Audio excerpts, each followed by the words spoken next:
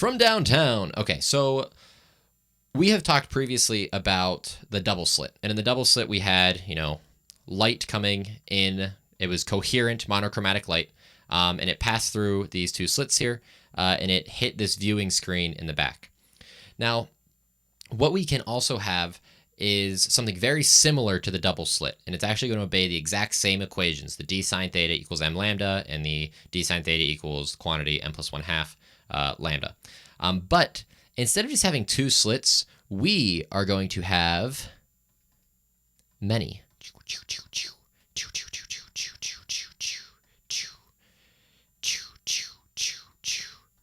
We can actually have like, here, maybe it's just easier to just boom, there we go. Okay, much easier. We can actually have like many slits, like tens of thousands of slits in some sort of object. And this is what we call a diffraction grating, okay? It's a diffraction grating. And what these diffraction gratings do really nicely for us is we are still going to have wave interference from the different points of light. But what's really cool is before, when we had a double slit, we had some like central peak, and then we had at our dark points here, we had other fringes. So this was like the m -1 fringe, and this is like the m equals +1 fringe, right? Or excuse me, that's a dark point.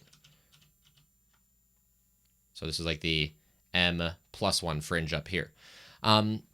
But because we only had two slits, we saw some bleeding. We saw some like wings coming out here in this way.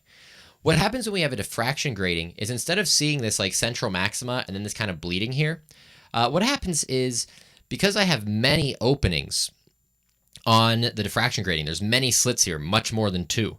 What occurs is that if we take a look at some points here, like this, there are more opportunities to find a ray of light, or a wave of light, I should say, that is exactly half a wavelength out of phase. So if we take a look at some of these and we kind of just, make this line again, each of these pieces is that delta L, some d sine theta.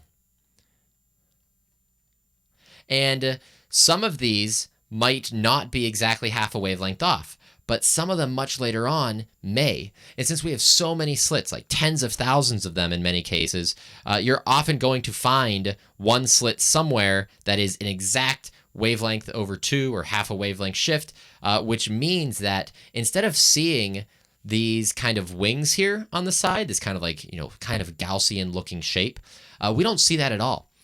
This like smudgy bit of light actually goes completely away. There's enough interference that we can completely destroy it. So instead of seeing this as our feature, what we'll see instead is we will see a central peak as a straight line.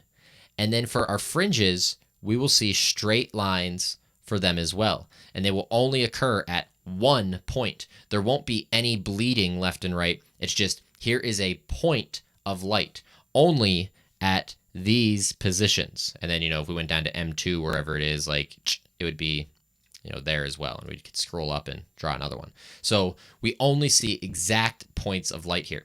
And if we take a look at this in the lab, we'll be able to see like kind of this idea here. We've already seen it a little bit in a video, but let's go take a look. Let's bring in the Joey cam. So if we're looking in the lab here, what we'll see are a few diffraction gratings here. We looked at these briefly when we talked about the double slit, but what I have here are some sweet glasses. Sometimes you get these around the holidays because you can like look at fireworks, or you can look at like trees with them. They're just like these kind of like doofy paper glasses. But what's actually going on with the lens here is it's a diffraction grating. And when you shine a laser through it, or monochromatic coherent light, you get this kind of weird pattern on the wall. And if let's bring in the Joey cam a little bit to take a look at this pattern, we see kind of like a grid here, actually. And there's actually like a very fancy diffraction grating here that's splitting the light horizontally and vertically. But we see in the very center there's a central fringe, or a central peak, and then left and right of it, you'll notice that the color of the light, or rather the intensity of it, the brightness, begins to go down. So let's try to turn off one more light in this room so we can get a slightly better look at it. And if we take a look at this again, we see that bright central feature of light. And then as we go to the right, we actually see 1, 2, 3 dots of light here.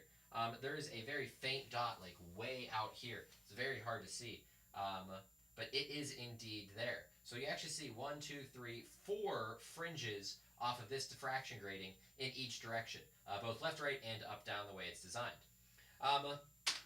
We have some diffraction gratings that we use to split up like atomic spectra for stellar observations, and anytime you have kind of slit separations that are on the order of the wavelength of your light, so if your light is kind of green light, which is like 550 nanometers, as long as your slit separations are around that nanometer separation there, you'll get a diffraction as well. And this is actually a reflective diffraction grating, and this is the backside of a CD. It's a Data Studio CD that I have.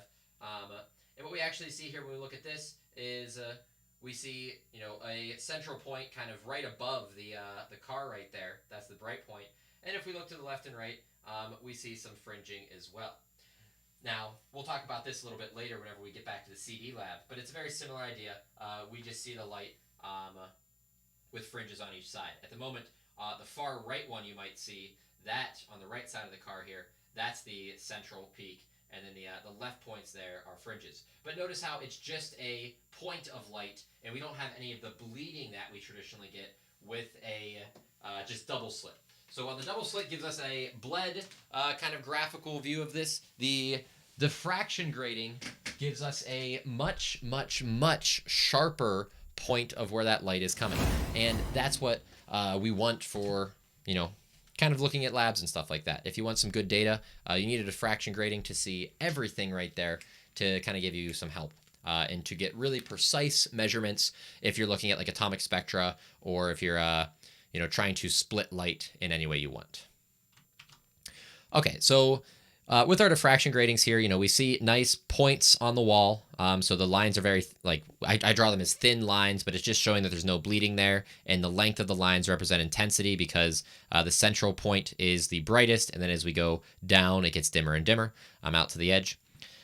For diffraction gratings as well, a thing we look at, since we use the same equation as a double slit, it's still the d sine theta equals m lambda, where m is 0, 1, 2, 3 for a bright point, and the equation d sine theta equals m plus 1/2 lambda, with m equaling 0, 1, 2, 3 for a dark fringe.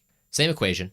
The one thing we have to be aware of here is that this slit separation, since we no longer have two slits, we have to think about the slit separation in a slightly different way. When we talk about a diffraction grating, we normally, if we have like a small square and it's got like a sheet of plastic or something on it with many slits, what we normally say is that it has n slits on it. And what we really mean is this is some like slit density. It is some number of lines per some distance, so like a meter, right? Well, since D has to be some actual separation, it is the separation between the two slits, or out of any slits that are adjacent to each other on the diffraction grating. So in general, we can say that D is going to equal 1 over n, because this will give us meters per number of lines, which is really just meters. So this is an important thing to recognize whenever we are using a diffraction grating. We still use the double slit equation, but we need to recognize that diffraction gratings are normally given to us in lines per meter. We need to take the reciprocal of that, flip it, in order to get our value of D, or the slit separation, back. That's a very, very important thing as we're going through that there. But with that, this is a diffraction grating. We'll take a little bit more look of how we can use them or like solve some things for them in the CD lab in a future video. But for right now, this is finished, and adios. You can all take it easy.